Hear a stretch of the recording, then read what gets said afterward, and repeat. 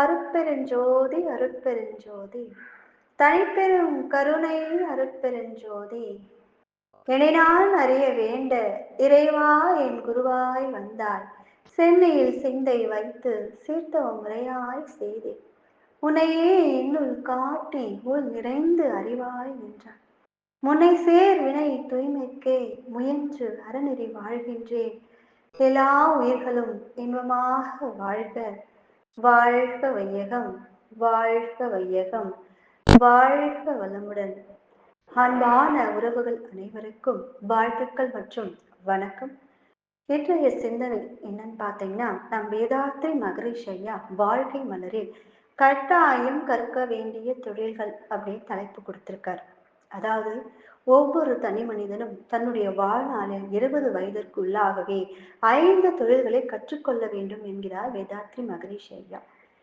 முதலில் பார்த்தீங்கன்னா விவசாயம், நெசவு, சமையல், வீடு கட்டல், இயந்திரங்கள் மற்றும் விஞ்ஞான கருவிகள் இவற்றின் நுட்பங்களை அறிந்து அவற்றை இயக்குதல், உற்பத்தி செய்தல் ஆகிய 5 வகையான இந்த தொழில்களை ஒவ்வொரு தனி மனிதனும் தன்னுடைய சிறு வயதிலேயே கற்க வேண்டும் என்கிறார் நம் ஐயா.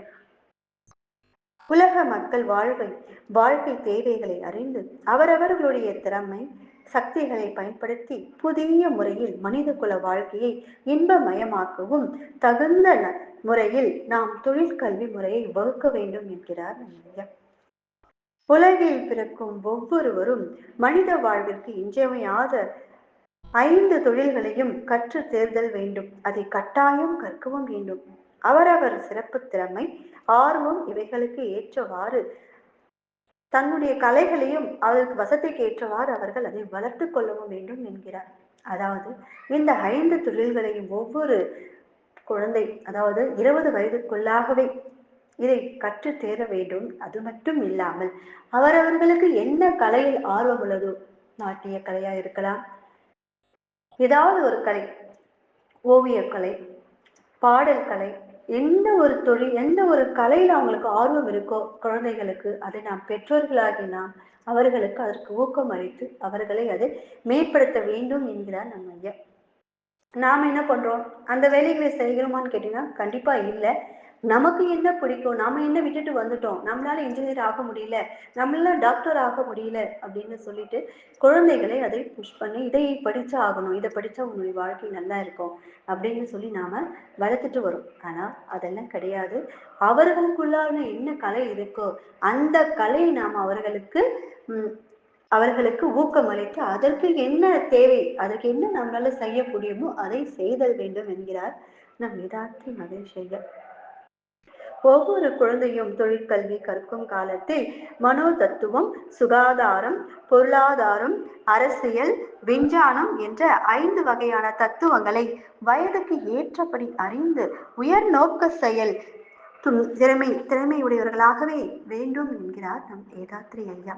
கண்டிப்பா இந்த தொழில்களை எல்லாம் கற்றுக்கொள்வது மட்டுமல்லாமல் அந்த அந்த கால சூழலில் உள்ள சுகாதாரம் என்ன, பொருளாதாரம் என்ன, அரசியல் என்ன, விஞ்ஞானம் எந்த அளவுக்கு வெற்றி அடைந்துள்ளது, அந்த தகவல்களை எல்லாமே நம் குழந்தைகள் தெரிந்து கொள்ள வேண்டும் என்கிறார் நம் வேதாத்ரி ஐயா.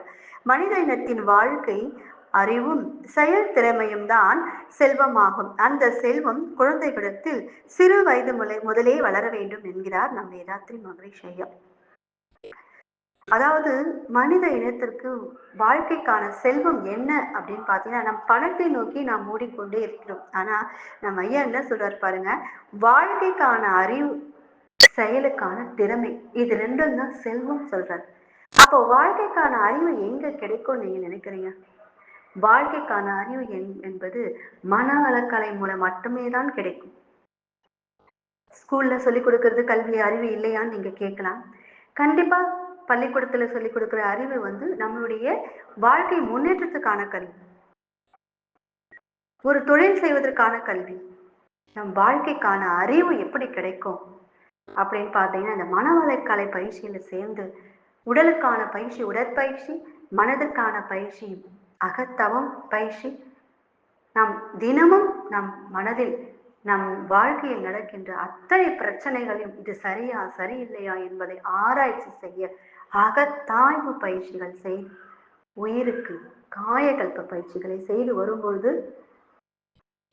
மனிதன் அவனுடைய வாழ்க்கைக்கான அறிவை தெரிஞ்சுக்கலாம்.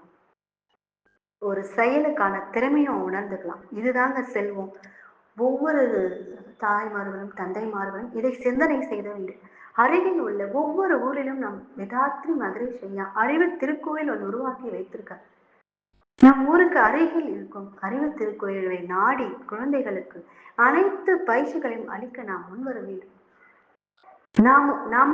நம்ம என்ன செய்ய முடியலையோ அதை அவர்களுக்கிடம் திணிப்பதை தவிர்த்து அவர்களுக்குள்ளே என்ன இருக்கு, அவர்களுடைய ஆர்வம் என்ன, அவர்கள் எந்த எந்த கலையை கற்றுத் தேர விரும்புகிறார்களோ அதற்கு நாம் முயற்சி செய்து அதற்கு நாம் அவர்களுக்கு தேவையானதை நாம் ஏற்படுத்தி சந்தர்ப்ப சூழ்நிலையை உருவாக்கி கொடுக்கும்போது அவர்கள் அதில் நல்ல மேல வருவாங்க.